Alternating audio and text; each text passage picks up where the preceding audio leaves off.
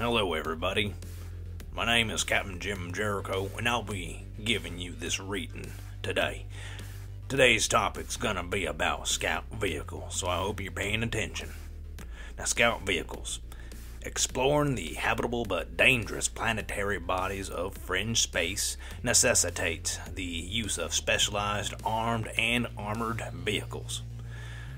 Be they heavily modified civilian wheeled or grav trucks, old and no longer used by military armored personnel carriers, or even light tanks, planetary surveillance teams are always in desperate needs for more and reliable hardware.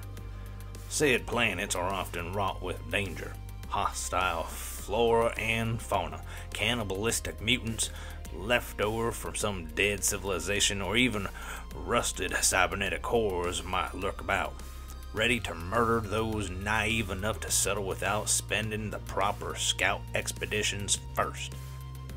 By far, the largest groups of people who use scout vehicles are would-be settlers.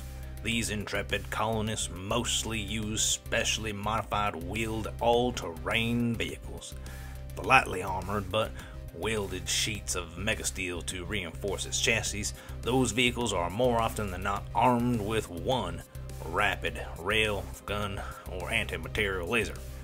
Said weapon is not turreted but mounted atop a car or pickup truck to be operated by its scout goggle wearing spotter. These are called grasshoppers, and Terrans deploy them in areas where environment is not that hostile. Nevertheless, there were and still are cases in which said vehicles were pressed into combat by necessity. Grasshoppers are quick, and their armor plating very thin, which makes them more of a lightly armored transport than a true combat vehicle. Their crews often carry hand scanners and scout goggles to complement their vehicle's lack of such systems. Crews and drivers are also lightly armed. Laser or railgun carbine sidearms, perhaps a long rifle or two. They're not expected to fight off an army or defend their base camp from an onslaught of dangerous fauna. That is what the colonial militia is for, and often said reconnaissance teams are backed up by proper soldiers who have their backs. In cases when the colony which sent this expedition is not that strong, Terrans rely on mercs or groups of adventurers to provide them with more firepower. Colonists who send their scout teams elsewhere expect their scouts to determine if the planet is safe enough for ordinary civvies to settle. If there is a danger, easily handled by mercs, adventurers, or even a small force of CM troops, they are willing to invest more resources. Speaking about the CM, they have their own dedicated scout vehicles, better armed and armored than their civilian counterparts. In most cases, the soldiers of the colonial militia indeed use captured or salvaged from distant battlefields alien machines. If hard-pressed to deploy something, and without any means of supply, CM Scout Trooper commanders will use everything they get their hands on. APCs, which is Armored Personnel Carriers, AFVs, Armored Fighting Vehicles, and if possible, light tanks. In most militaries, light tanks are deployed to provide rearguard security or bolster the flanks of larger, equipped with heavy machine guns, armored units. Terrans, however, have chosen to delegate these tanks with a much different duty: force reconnaissance. CM's best scouting units are equipped with light tanks, better armored than other light vehicles and mostly tracked. These equipped with laser cannon machine guns and tasked with wiping the enemy's own reconnaissance force. More about the light tanks can be acquired from the link that is now provided, if you care to listen to that. Now, the simple truth is, one cannot always rely on scanners or intelligence provided by orbital means. Sometimes the eyes and ears of your soldiers can gather much more and accurate data. In true Terran tradition, each scout vehicle, be it an APC, a tank, or an AFV, is jerry-rigged with the best optics available to the CM unit.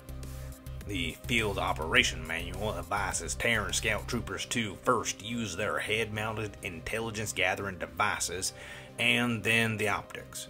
Scanner rays can be detected, and if your enemy ops specialists are good, they can then pinpoint your position. Otherwise, all CM scout vehicles are expected to do some fighting, and if possible, will go for their enemy equivalent.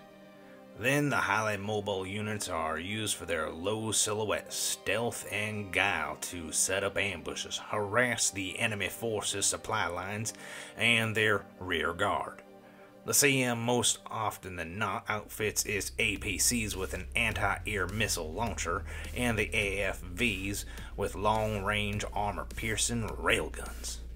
Although like the standard railgun is only 40 millimeters, these rapid-firing cannons can easily take out unsuspecting enemies. CM commanders mostly task AFVs with sniping lone and or small groups of TAs whose armors their shells can pierce. The APC's anti-air turret is also fitted with a quad 12.7mm auto railgun mount, which is best used against infantry or low-flying enemy craft. This is best used and to a devastating result during ambushes.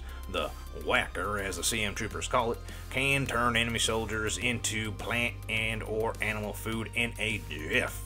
Otherwise, the Colonial Militia can depend on their more heavily armed and well-concealed scout troopers to support the vehicles. Most, if not all, have good camo cloaks, carry long rifles, SMGs, and have plenty of grenades. Well, folks, that's all we have for today. I hope this was both entertaining and educational.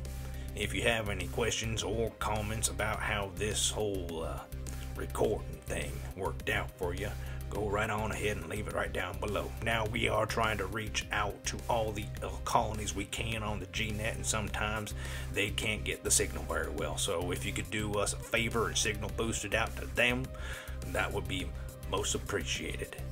So we'll end like we normally do. Keep your head on a swivel, watch each other's backs, and take care of yourselves out there.